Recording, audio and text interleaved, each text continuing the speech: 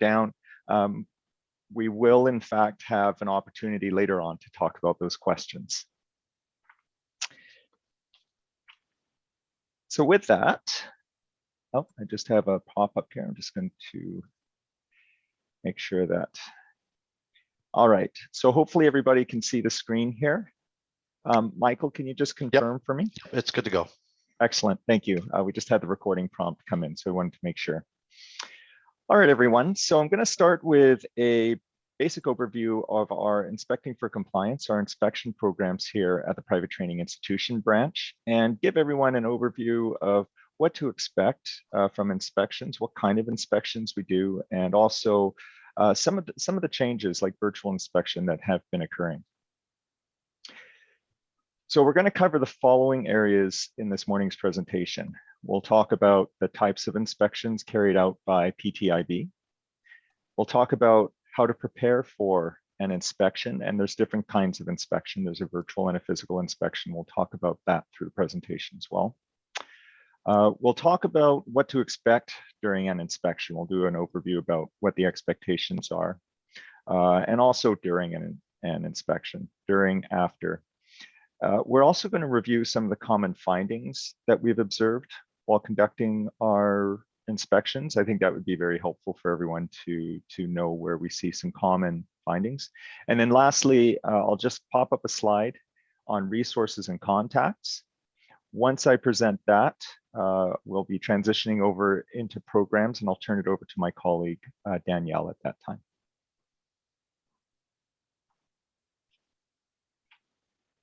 As a regulator, the Private Training Institution branch has inspectors that review information supplied or demonstrated by private institutions. They are members of our compliance and enforcement program, our inspectors, and they're actually appointed legislatively by the registrar. So an inspector is actually an appointment that our registrar puts out there. Their job is to verify institutions subject to the Private Training Act and associated regulations. And these are actually laid out, as you're probably familiar with, in our Private Training Institutions branch policy manual. We also conduct inspection for the Education Quality Assurance, EQA, and for Student Aid, BC. So we actually provide inspection practices for those two sister agencies of ours as well. The role of inspection is important as a compliance verification. Three things. It works to uphold the credibility of private institutions as effective educational entities. We help assure educational delivery of programs are consistent with all institutions in BC through inspection. And it also helps verify a standard of educational programming delivery with all institutions across the board. So it's a kind of standardization activity for us.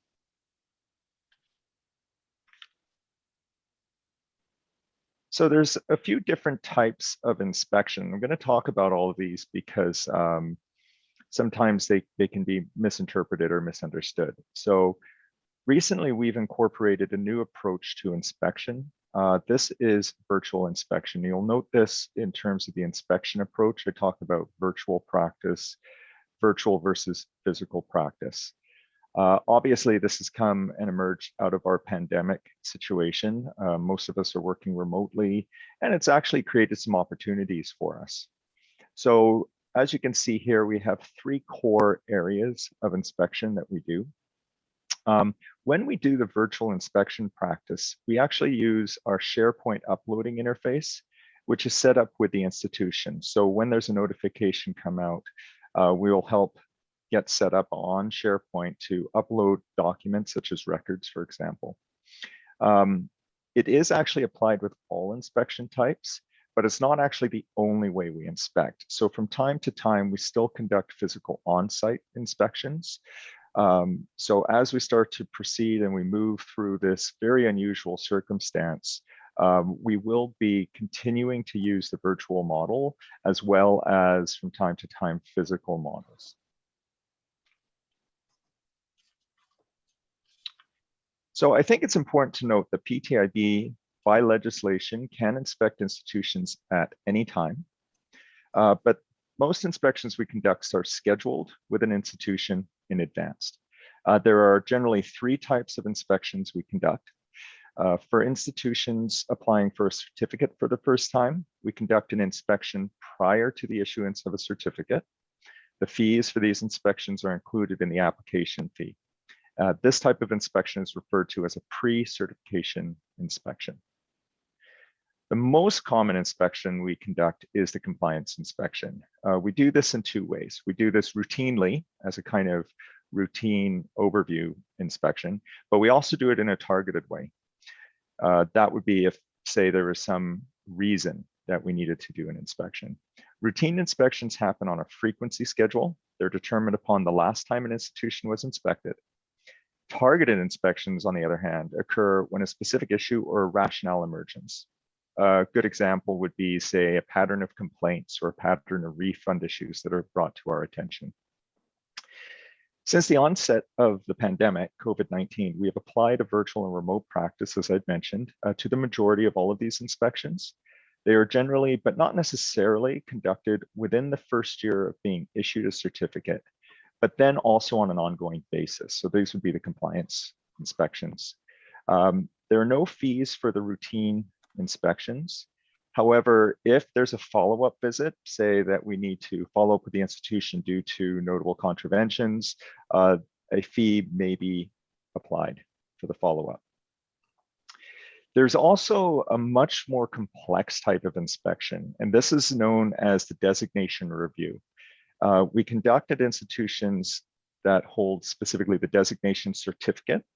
They're conducted within 1 year of initial designation and at least every 7 years thereafter, and that's actually within legislation. Fees are applied for designation review inspections, so that's definitely an important piece around the designation to be aware of. So I'm going to talk a little bit about inspectors here. It's good to have some understanding about their role. So during any type of inspection, virtually or physically,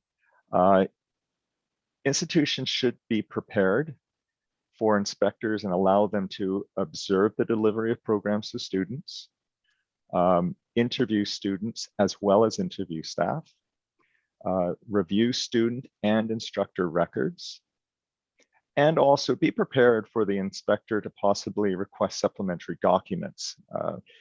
They actually have the powers to remove or make copy of these records through the legislation, and they can include those in findings reports.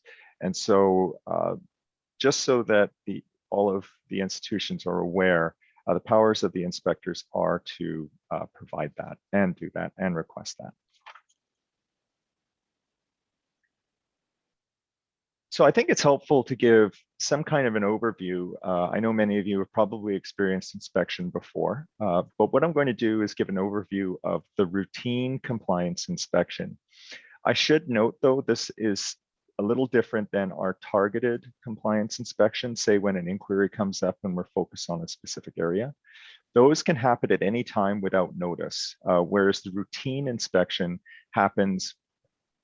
We try to give as much notice as possible to prepare for a routine inspection.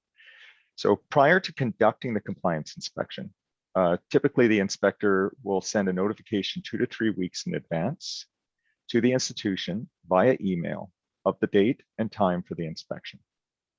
The notification will also include a request for documents to be provided prior to the inspection, as well as a copy of the notice that is to be posted at the institution prior to the inspection. So that is a requirement. Records are typically, though not exclusively, reviewed remotely, while physical characteristics, say certificate postings, equipment, etc., may be viewed using virtual walkthroughs or physically on site. It all depends on the situation and the arrangement that's been made. And if physically on site, there may be a relevance or a reason why we need to be physically at the site. You will be notified in a routine inspection of this, however. So prior to the inspection, we'll request the following: all required policies, student enrollment contract template in use, organizational chart, list of current students, class schedules, listing on dismissed, withdrawn, and graduated students in the past 12 months. We'll also provide a notice to the institution to be posted regarding the inspection, which includes details on the dates of the inspection, as well as contact information for the private training institution branch for PTIB, if somebody needed to get in touch with us. Once you receive the email notification from PTIB regarding your upcoming inspection, be sure to get in touch and confirm a date or provide alternate dates for the inspection. So this will be arranged through whomever is contacting you, most likely an inspector or the administrator of inspectors. Once you've confirmed the date, consult with your instructors in order to find a suitable time slot for PTIB to conduct instructor as well as student interviews through the virtual interface. And we would make all these arrangements available to do this interviewing. If these are conducted physically, of course, appropriate facilities will need to be provided as well. And so that's something that can be prepared for. The inspector conducting the inspection will require access to facilities, equipment, records, instructors, and students during the inspection. And this is a very important part for timeliness and to assure a very effective inspection practice. So you'll want to make sure that all of these are available for that date. And so we just encourage a lot of cooperation and collaboration with the inspection team to prepare that. One important thing is to be sure to ask the inspector conducting the inspection any questions you may have prior to the inspection. So for example, if you're planning to make changes to the institution or programs, you will want to ask about compliance implications related to those changes, because obviously when the inspection goes on, there will be findings. And if that wasn't noted by that point, it could lead to another conversation emerging out of that finding. So as you all are aware, I talked about this much more significant inspection practice, which is the designation review. So I'm going to touch on what the designation review is. So designation reviews, it's a more comprehensive inspection practice. We actually provide a report template for the institution to complete prior to the review. We also engage with external subject matter experts for the designation review to review the programs offered by the institution and provide the team findings back to the institution for response. Prior to conducting a designation review at your institution, we will schedule an orientation virtually or physically with your institution. And the purpose of the orientation meeting is really to discuss the designation review process, the cost, and the timelines. We review the customized designation review report for your institution, and we advise which components of the report need to be completed prior to the actual review. We'll also verify program information PTIB has on file for your approved programs. And we'll discuss potential dates to conduct the designation review. It is a more significant endeavor, so we want to make sure that we can land on dates that are effective for both parties. So once we've received the completed sections of the designated review report, and we've confirmed team members, dates, PTIB, we will send a formal letter notifying the institution of the designation review. Included with this letter will be an agenda for the review. Notification is to be posted, as we talked about, prior to the review, and an invoice for the designation review will be included in that package. So when we're working through the virtual tools, please adhere to the instruction and timings of the process. The organizing the people and information takes quite a bit of pre-planning. It takes quite a lot of organizing, and that's particularly the case when we're talking about virtual environments. If the team, so the designation team, is on site, you will need to ensure that they have a room to work in, that staff and students have been notified of interview times and locations, and to ensure that the team has access to all documents and records that were discussed during the orientation meeting.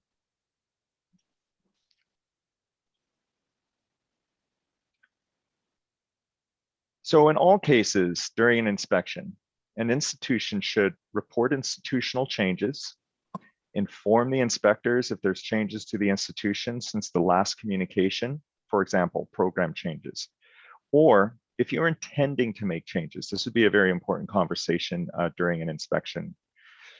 The other thing is ask questions. Inspectors will be available to answer questions from an institution, and it's really a collaborative endeavor in terms of going through that. So ask questions, have representatives, instructors, and students as well. It's a great opportunity to deal with any of those potential issues or any areas of understanding that need to be kind of conveyed. Once the inspection is completed, you will be provided with a copy of the findings and will be provided an opportunity to respond.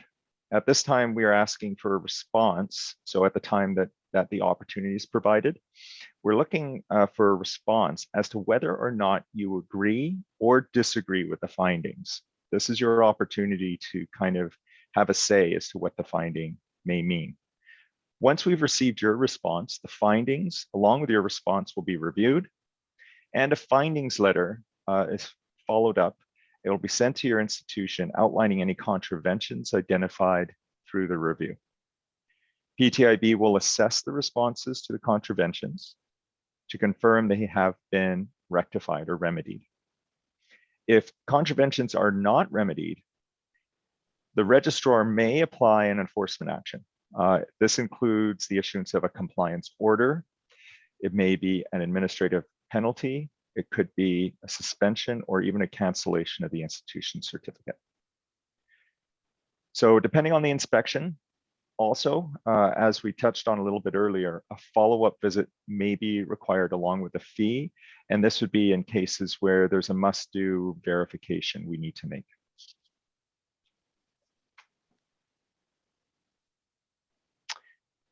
So let's talk a little bit about the top 5 findings. There's a lot of findings that we have in any inspection operation, but here's some of the key things to take away and to think about that we find in inspections. So based on the recent inspections conducted over the last year, the 5 most common findings related to compliance that we've made are first and foremost around record keeping. So student records, not including dismissal, withdrawal notices from the students or institution. This is our number one thing that we always seem to come across. The other one is the student enrollment contract. So not including required elements, specifically the program outline. So if the contracts don't include all those required elements, and really important that we look for there is the program outline within that contract. Admission requirements. This is another finding, for example, evidence of a student having met admission requirements not consistently being documented by the institution. So ensuring that management documentation of the admission requirements, particularly in students that haven't met the admission requirements. Attendance records, not specifying the number of hours of instruction the student attended each day. That's a big finding of ours. And very commonly websites. So not posting the certificate held by the institution or a statement confirming the type of certificate held, posting the tuition and related fees for programs, posting the institution's refund policy is another example. Very commonly, no link to the PTIB website, which is a requirement, and specifying whether or not a program has been approved by PTIB. Those are all requirements. Our policy manual does lay all of these components out as well. So it's good to always refer back to that. And it is available in the links that I'll give you at the end of the presentation. So as mentioned, our website has a lot of useful tools and a lot of great information. So on the screen, our privatetraininginstitutions.gov.bc.ca is a great resource for everyone. Here you will find a copy of the Private Training Act, the PTA, the Private Training Regulation, that's the PTR, and the policy manual, which does a really nice communication in more understandable terms than legislation, how the requirements need to be met, what needs to be met, and what the expectations are. A great resource, strongly recommend having a copy of that, going through it on a regular basis. Definitely when we talked about the top 5 findings, you'll kind of see reference to what we're talking about there. You'll also find the private training institution directory. Of course, the directory provides information on institutions, programs authored, and also posts enforcement actions that are ongoing with institutions. This is, of course, a legislated component as well, but also a great resource and tool. So all of that can be found at our privatetraininginstitutions.gov.bc.ca site. And you can also contact us. So we have some contact information below. And then our general email inbox is pti@gov.bc.ca. So I know there may be some questions coming out of the presentation, and thank you everyone for having those. As mentioned, once we get through the next phase, which I'm going to turn over to my colleague here in a moment, Danielle Baxter, we'll talk about programs. She'll run through a similar presentation, and then we'll have an opportunity in the Q&A to go through some of the questions that will be coming up. And Monica Lest will be taking us through that. So I thank you for your patience. I thank you for your time on the inspection practices. And without further ado, I'm going to turn it over to my colleague, Danielle Baxter. Danielle, do we have you available? You do. Excellent. Welcome, Danielle. I'm just going to turn it over to you. All righty, thank you. Okay, so Roland's in charge of my slides. We'll just move on to there we go, PTIB program applications. So my intention today is to give you a brief overview of the situation currently. You know that there are changes coming, but this morning we're going to talk about things that don't relate to the changes. And if you have questions and so on that relate to anything specific to you, of course, you're welcome to contact us individually, but we won't be answering those type of questions this morning. And if you have questions that pertain to the application procedure, things like that, we'll try and fit those in this morning when we get around to the questions as well. So Roland, if you could move us on to the next, the first slide. Great. Okay, so I know top of mind for most people is processing times. Believe me, it is for us as well. We've had a lot of rising application numbers, and our folks in policy have provided us with some information on that we'll take a look at in a moment. There have been, in response to that and various other things, some changes to the program application procedures that you will have seen, some of you already, and others will see them as you get around to putting in your next applications relating to programs. And we have some suggestions and requests on what you can do to reduce the time that it takes for your application once it's submitted, and what you can do generally to help us provide better service. Next slide, thank you. So rising application numbers since March 2020. It's been a roller coaster the past year and a quarter or so since COVID. And I think that really we can attribute the vast majority of this to COVID. Our normal number of applications, sort of usual average, used to be in the 400 to 450 range. This slide says that there are more than 800 applications in our queue, and this slide was drafted several weeks ago now, and I did a quick tally this morning, and I think it's closer to 1,000 at the moment, possibly slightly over. So that's part of the context of what we've been dealing with for the last year plus. I think the peak was at about 1,400 in late 2020. We have made some changes to help deal with this. Oh, and another factor in this has been the temporary approval to move online has contributed to our workload. So we have made some changes to respond to this. We'll talk about those a little bit later on. So next slide, please. So we're as you can see, a breakdown here of the types of applications and what they've been doing. I hope that you can see this reasonably well. I'm looking at it on a laptop size screen. and the colors seem to be different enough that you can tell what's what. The notice and consent program change applications are that light blue line that spikes last July and then again in November. And the other one that really took a spike there was the notice only program changes. And it did that again in February. And just to comment on those notice only changes, although they may not seem like a whole lot of work, they do require considerable data entry at our end, many of them, verification, and if they've come in on a PDF form, there'll be a fair bit of work to be done with those. So they all contribute to the workload. And we expect that there will probably be another spike in applications this summer before the regulation amendments take effect. So clearly we can't review the applications as fast as they've been coming in. And normally I keep data on how many applications are completed, I think on a weekly basis, but lately it's been either review applications or keep track of things like that, and I would rather be reviewing applications. So I don't have current numbers on our turnaround there. Next slide. Okay, so for changes that do not require consent, again, just a little bit of further insight into the numbers. Apparently 246 institutions, about 80% of those that are certified with us, submitted at least one application that doesn't require approval with a decision date between January 1st, 2020 and April 11th, 2021, or have an application pending or canceled within that time period.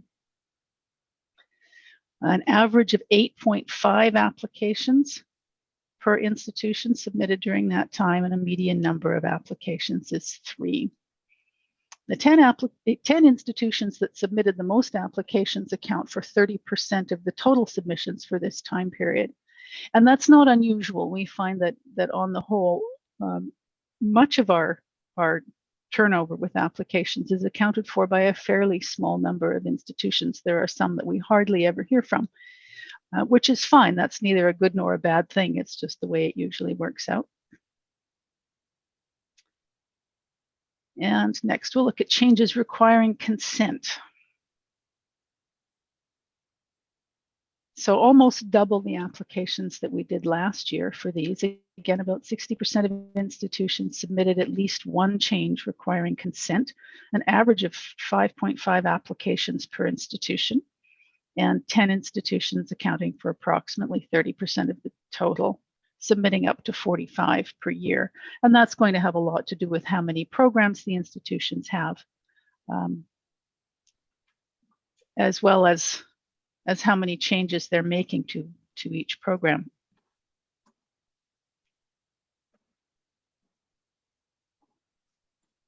Okay. And we'll go to the next slide.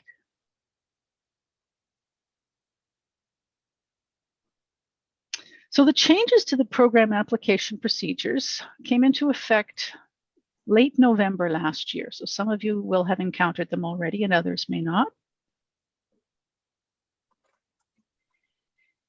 We are now doing the invoice and the request for any missing pieces at the same time. A deadline is provided, about 2 weeks. And if the fee or the missing pieces aren't provided within that period, then the application is canceled. There has been no fee paid at that point, so there's no fee to refund. And that simplifies the process and ensures that we're not receiving applications that are incomplete with the idea that they should be holding a spot in the queue, which is something we're trying very hard to discourage. PTIB may also decline to review seriously deficient applications, in which case we'll return the fee and you're welcome to apply again at some point in the future, hopefully having addressed the deficiencies. In the past, as some of you will know, our practice has been to delve into the application and often come up with a considerable list of issues that need to be resolved, things that are missing or non-compliant or inconsistent. And that process itself is very time consuming. Then the time that the institution may require to rectify those things leaves that application again sitting in the queue for an extended period. And meanwhile, more complete applications that have been submitted, perhaps even a short time after that one, are waiting in line while we do that kind of extensive work with an application that wasn't well prepared. So what we would like to do is see the ones that are well prepared being reviewed right away or as quickly as possible, and the ones that aren't going back to be redone before they come in and sit in the queue. So serious deficiencies can include things like inconsistencies between program information in different parts of the application and materials, very insufficient learning objectives, such that there's really nothing to work with there in terms of making sure that everything else in the application and in the program supports the learning objectives, because they just aren't sufficient in number. They're not appropriately formatted or described so that it's clear what the program is meant to do. The program evaluation or the evaluator is unacceptable. That's another one that will cause the application to be canceled, such that the evaluation has to be done again. Or if there are any serious concerns about program quality, that kind of thing. Those are relatively rare, but if they are, that's something that's going to have the application coming back. And since they do take such a disproportionate amount of time to review, this is going to pay off, we hope, for those who are doing the work up front and submitting a complete application. Next. Okay, so some hints on how to reduce the overall review and the review time of your application and how long it takes for approval. We have resources on the PTIB website that we have prepared for your use on various topics that we found we were frequently answering questions on, usually writing the same things at some length over and over again. We thought, hey, why don't we just put this out where everyone can read it rather than us writing it over and over again. So there they are. There's admission requirements, learning objectives. There's one on intake methods. There's another one on work experience and one on program evaluations. I think those are all of the ones we have up now. We have a further list of topics that we plan to do. And if there are any topics that folks would like us to add to our list, we'll be more than happy to do that. If there are things that people routinely have questions about or would like us to provide more written resources on, that would be great. So we ask that you use those proactively while you're working on an application or even before, preferably to waiting until someone writes back to you and tells you that there are issues. Ensure your submission is correct, consistent, and compliant. So go over it carefully, make sure all the numbers add up, make sure that all the numbers in one part of the application are the same as the numbers in another part. Those are really common issues that we see. And we're a regulator, which means we have to be thorough, precise, and accurate. We can't do any guessing, we can't do any assuming. So if things say one thing in one place and something else somewhere else, even if it seems fairly obvious what the answer probably is, we still have to come back and ask.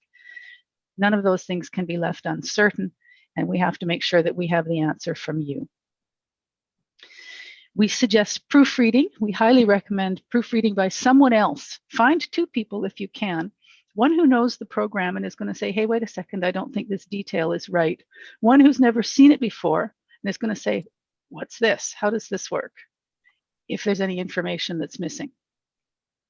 We all have our weak spots and our blind spots.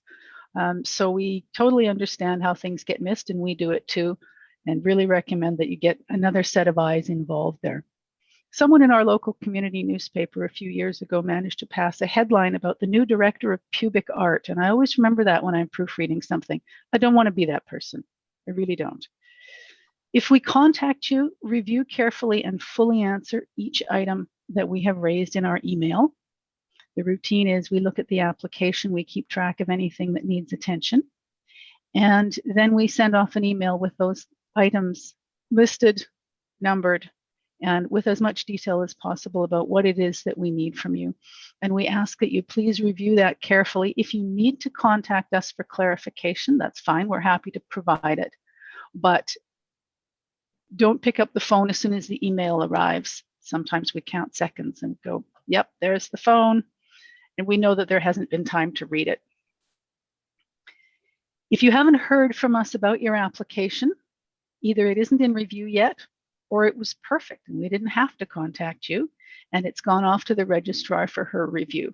We would hope everyone would be striving for the latter, but if it's the former, please don't call us and check on the progress. It does take time to answer those calls, and that time is taken away from our time spent reviewing applications. So you can help us by just waiting patiently. We're doing our best to keep up with the load and get you your answer as quickly as possible.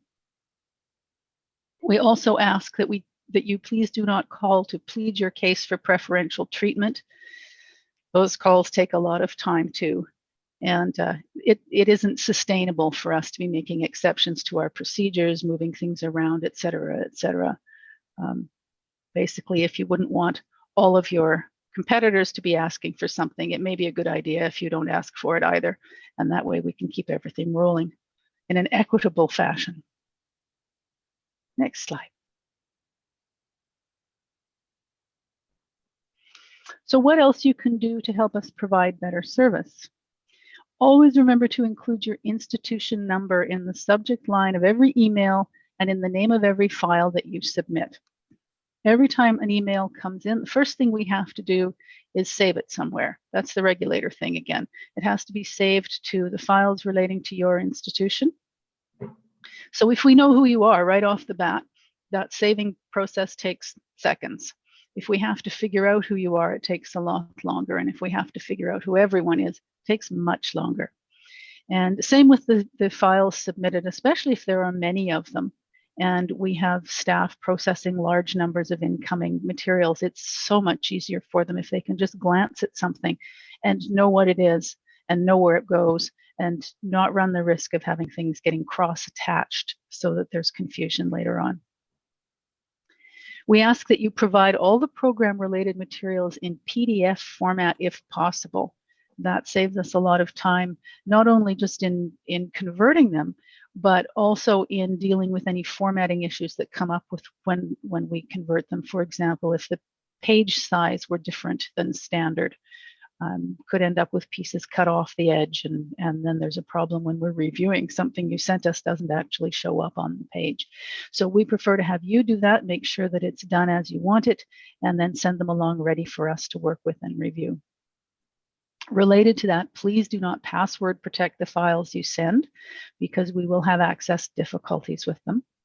And always use at least a minimum 10-point font. As you can see, if you're looking at your camera, I'm no spring chicken anymore, and anything smaller than that, I'm not even going to try to read. It's going to come back with a request to make it bigger.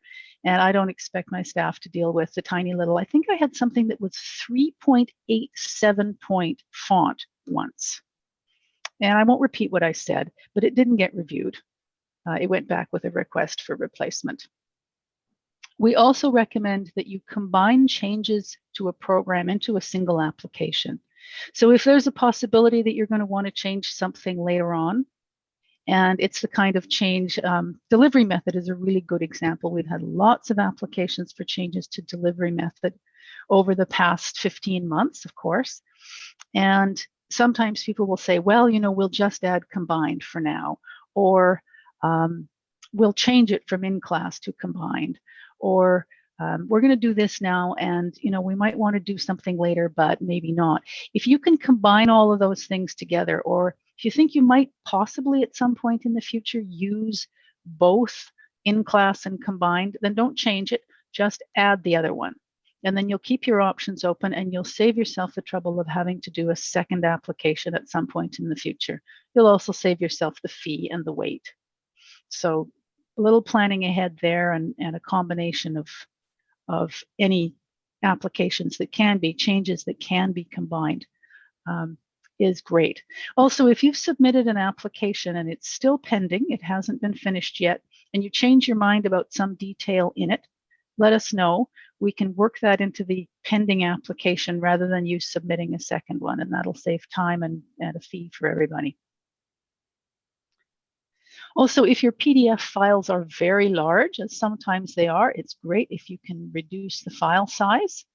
That's something that you can easily learn how to do on the internet if it's not something you're acquainted with already. Some of the files we receive are absolutely mammoth, and it can clog up our email server, especially if you send them to several recipients, which of course we ask that you not do unless there's a real need.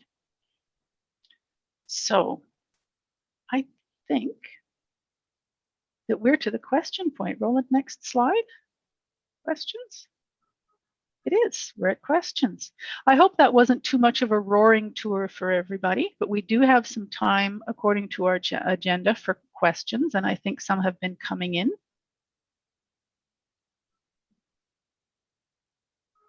Thanks, Danielle. Oh, sorry, I was just going to introduce you, Monica. So go ahead. Thanks, Danielle. I'll turn it over to Monica here. Hi, everyone. Monica Lust here. I know many of you, and not all of you. Been around a long time, so it's nice to see some faces, even if we have to do it virtually. So I'm the registrar and executive director of the private training institutions branch. For those of you who haven't met me before, I'm the one who normally signs a lot of the decision letters that go out to you. So I'm happy to be here and happy to support both Roland and Danielle as they go through the presentations. And thank you very much to you both for putting that information together. So we do have a few questions. I'm not great at this whole reading and talking thing, but I will, I'll go back to some of the questions that I thought would be useful to circle back to. Now, there were a lot of questions about, for your information, Michael, there were some questions around, and I'm assuming you're following this as well. You know, can I get the presentation? Can I get a recording? And I'll leave Michael to sort that out with the participants after the fact. But there are a couple of questions around compliance. So I'll kind of group them together and I'll do them together. So Roland, if you want to take these, or if you're, you know, not, and just for everybody's information, Roland is on what, month 3 of his tenure with PTIB. So he doesn't quite have the breadth of experience that perhaps I do or Danielle does, but I'm going to give him a shot and see. And if you can't feel okay, you know, to say over to me and I'll answer it. Okay, Roland, how often do routine inspections take place? All right, well, that's a great question. Thanks, Monica. So as mentioned in the presentation, I should just qualify there's a few different kinds of inspections that we have. So we have the routine compliance inspection. Typically, those are posted on an annual basis, and they are a comprehensive inspection that kind of looks over everything that we would look at. There will be a notification that comes out to the institution if that's going to occur. And as mentioned, that would be roughly 2 to 3 weeks in advance of the inspection taking place. But I think the other piece that's important to note is we also have targeted inspections. Now, targeted inspections occur when something has been raised or brought forward to PTIB that is of note. That could be either through a student inquiry, it could be from another agency such as EQA or SABC, as we had mentioned. And in those cases, we can inspect at any time, and they do not happen on a routine basis. Like I'd mentioned annual before, in this case, they could happen at any time. And I think that's a really important thing to understand, is that if there is a targeted, fairly focused inspection, it could happen at any time.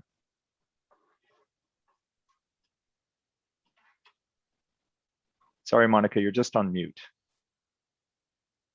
God, I love this technology. Okay.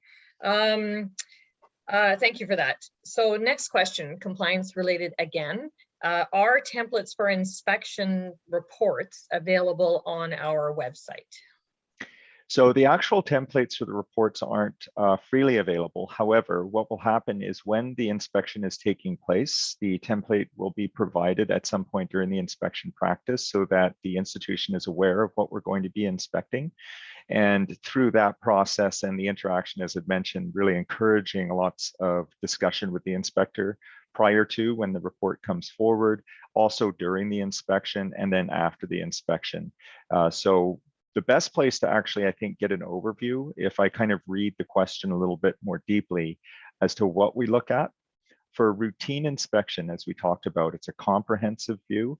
I would look to the PTIB policy manual and go through each of the steps that are laid out within the policy manual and the requirements, because literally our routine report is based upon those sections within the policy manual. I do draw the distinction, however, with a targeted inspection.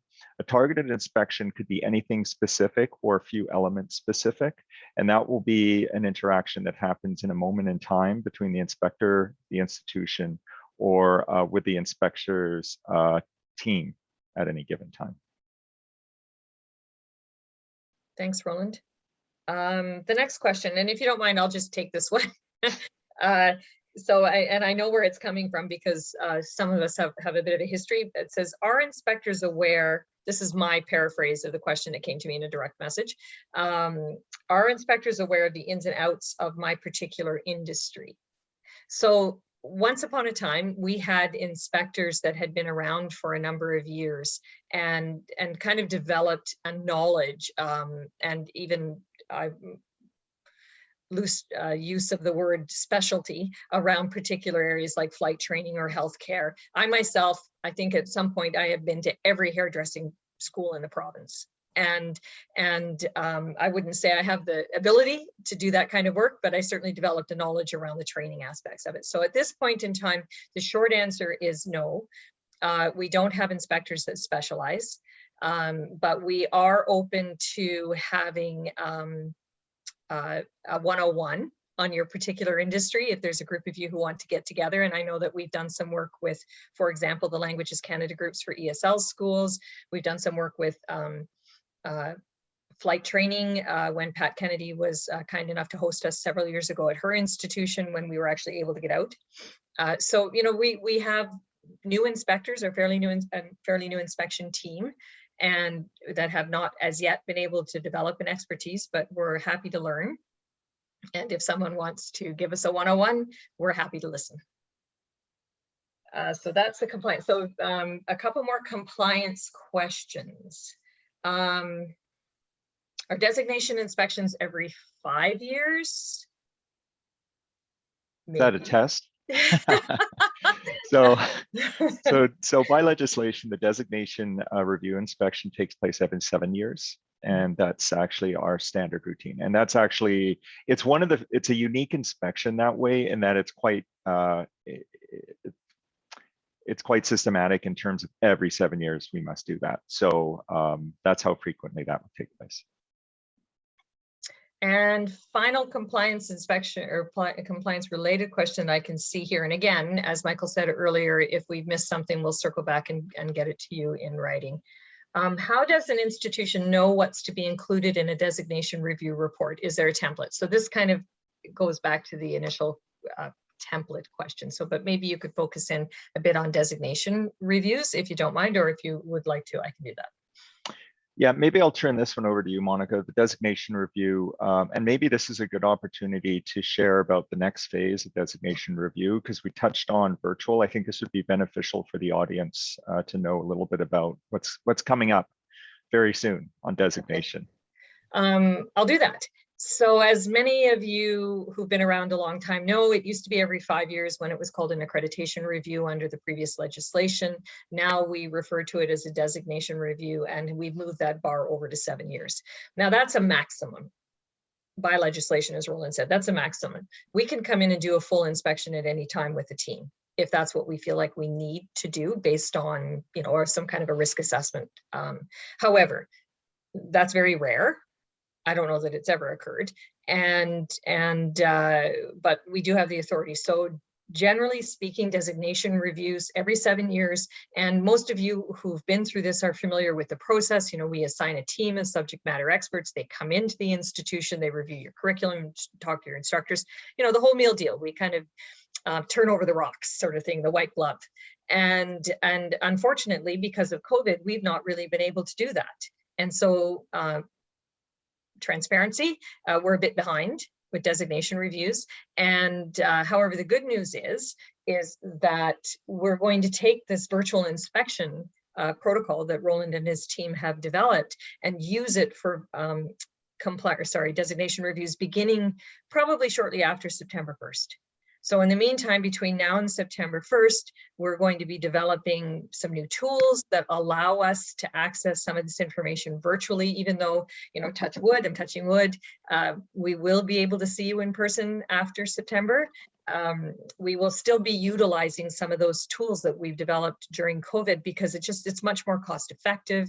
It can be quicker. You know, we don't need to worry about travel schedules, all that kind of stuff, when we can just meet each other or your team members virtually or share information virtually. So over the next 3 or 4 months, we're going to be really honing in on designation reviews, refining the process, developing new tools, and then launching post September 1st. And so those of you who are somewhere between this, you know, the 6 and 7 year cycle, you'll be hearing from us at that point. Okay, so those are all.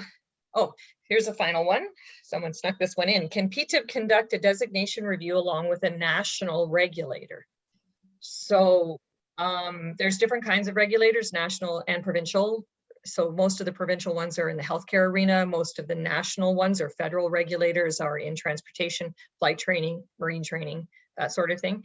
And absolutely, we will take a look at working with another regulator to combine resources so that we don't have to reinvent the wheel when we're reviewing your programs.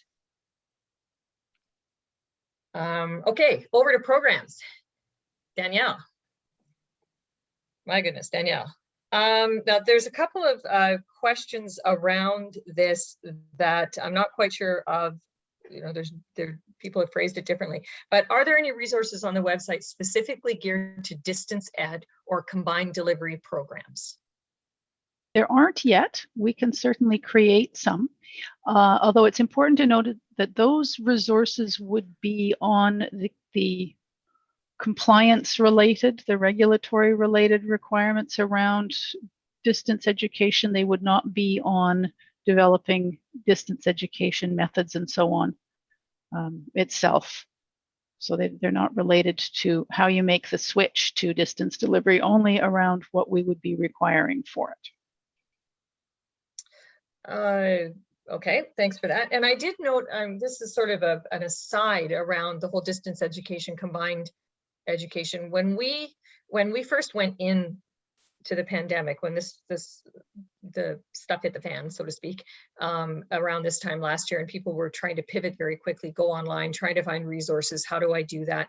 We did at the time put out some resources to all institutions, and it might be worth your time to look at things like the BCCAT, the BC Council on Admissions and Transfers, I think it is, that's the acronym, and they put out some good information about training online. I'll take a look, and if I can find those resources again, I'll share them with Michael so he can circulate them, but there is a lot of really good information already online around developing distance ed and combined programs. Next question, Danielle. Is there a full guide on our website for procedures and required information for new program applications? Not yet, but it's on our list. I think Okay. it'll probably be the next one we do. Perfect, thank you. An observation as opposed to a question, would be great to log into the portal and be able to see progress on applications. Yes, it would. That's a great deal of programming time, and at some point perhaps we'll get there.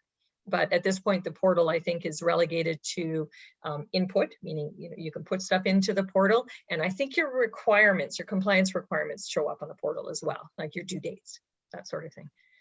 But if we can expand the use of the portal, I think it would be great for all of us. Danielle, do we need to make a program change to address if a student or an instructor is unwell and wishes to take the class remotely? My advice would be yes, and Monica, chime in if you want to. A situation like that is unlikely to be a one-off. It's more likely to be you are prepared for it to occur whenever it occurs. And in that case, yes, you would want to add combined or distance, depending on the nature of the program, so that you have that option available to you whenever. One of the things you're doing when you put in that application is telling us about how you are going to be doing the distance portion of the delivery, what tools you're going to be using, platforms, etc. what preparations you have made and supports you've got for students and instructors for technology, all that kind of stuff. And that's relevant regardless of whether you're only going to do it under circumstances like someone is sick or whether you're going to do it all the time. The demands are the same, and we need to know that they've been made. Okay. What if some changes are notice only, but others are notice consent? Can I combine those changes? Yep, please do. Okay. Do we need to change to combined delivery if we allow, so the same question, if we allow 6 students to attend online? So yes, was the answer, right? Yes. Okay. Circling back to a question about the designation review report, is there a template for us to be reviewing well in advance of the submission? So we've sort of touched on this, but I do want to circle back because I think a lot of folks who haven't been through a designation or accreditation review get a little bit nervous about this. So we are, as I mentioned earlier, we are developing a template. That's going to be happening over the next 3 or 4 months. Will we post it? Probably not, but the policy manual, as Roland mentioned, carries all the information in it. However, please be assured that you will have plenty of time to fill in a designation review report template before your designation review takes place. So those of you who are in the queue for a designation review will receive notification, usually at the time. Oh, it's on the website, Harp says. See, I made so it's on the website, Harp? Harp's on. That's Yeah. right. The template for the designation review report is on our website.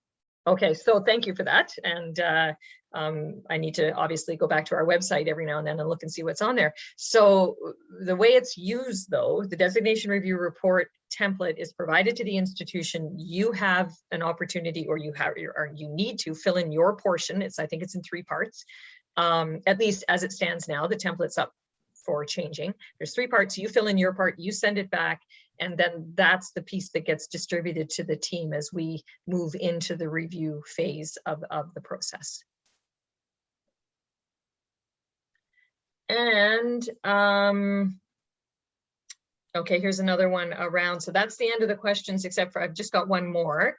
Do we need to notify when we start using a new remote delivery software? Danielle. No, you don't. Okay. Michael, that's it. Yeah. There's no, I don't, unless I missed somebody. If I missed somebody, please speak up, but I think I got everything. Oh, I think you got them all. It looked Okay. like you got everything. That's great. Okay, well, perfect timing. You're right on schedule, which means, sorry, I'm just going to stop the recording here.